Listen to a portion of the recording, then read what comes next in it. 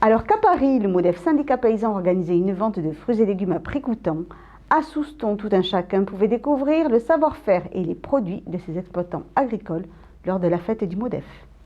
Le mouvement de défense des exploitations familiales organisait la 41e édition de sa fête annuelle, un événement très suivi et dont l'origine a presque été un hasard. Alors à l'époque, il y avait donc multitude de paysans puisque la population agricole était très très importante.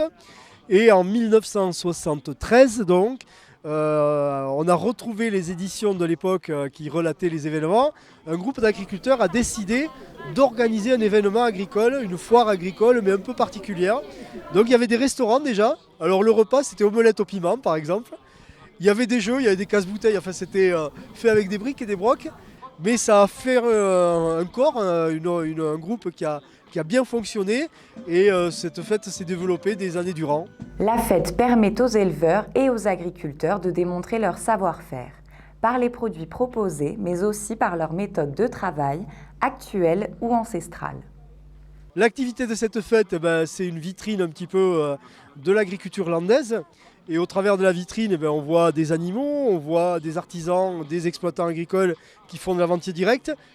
Le matin, il y a une finale des conducteurs de tracteurs qui est quelque chose de très très important chez les jeunes. Le battage du seigle, c'est des copains à la retraite qui ont sorti un outil qui s'appelle l'Elslaillette.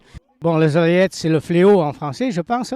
On faisait des gerbes et on pratiquait après ce battage à l'aise de layette pour faire sortir le grain de l'épi. Mes grands-parents, mes parents faisaient cette technique effectivement, oui.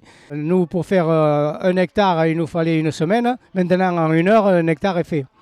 Les stands sont divers et différentes activités sont représentées.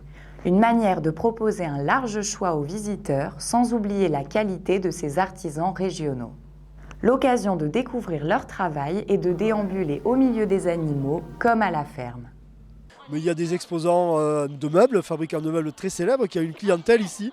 Il y a des fabricants de cuir, il y a des expos photos, enfin on essaye de montrer un petit peu tout. Le but c'est que ça soit un petit peu convivial, c'est ça aussi l'esprit de la fête. C'est-à-dire qu'on veut montrer l'agriculture, mais par le côté vivant de la chose, c'est-à-dire humain.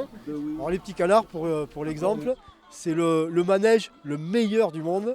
On met des bottes de paille en cercle, on met des petits canards au milieu et il y a des enfants qui s'assoient, qui prennent un petit canard et qui passent 1 heure à raconter des histoires aux petits canards. Les enfants vivent cette immersion dans le monde agricole et les parents peuvent également profiter d'un bon repas. La fête du MODEF, c'est aussi 200 à 250 bénévoles qui s'affairent en cuisine. Et le maître mot est le partage. Donc là, il y a un très grand chapiteau. Les gens s'assoient à table tranquillement, c'est assez convivial. Il y a du service de qualité quand même, hein. C'est pas parce qu'on est bénévole qu'on fait pas les choses bien. Et on a des habitués, qui soient d'ici ou d'ailleurs, qui viennent depuis des années pour cette ambiance, quoi. Parce qu'il y a un cadre typique ici sur la Pointe des Vergnes et qui est très attendu par un public, quoi. On veut être tout public, c'est-à-dire que le but de la fête, c'est d'être ouvert. Au travers de ce qu'on veut faire, c'est qu'on veut du rapport humain, voilà. Et on y arrive très bien, c'est un peu la base de notre business, là, c'est le rapport humain, quoi, voilà.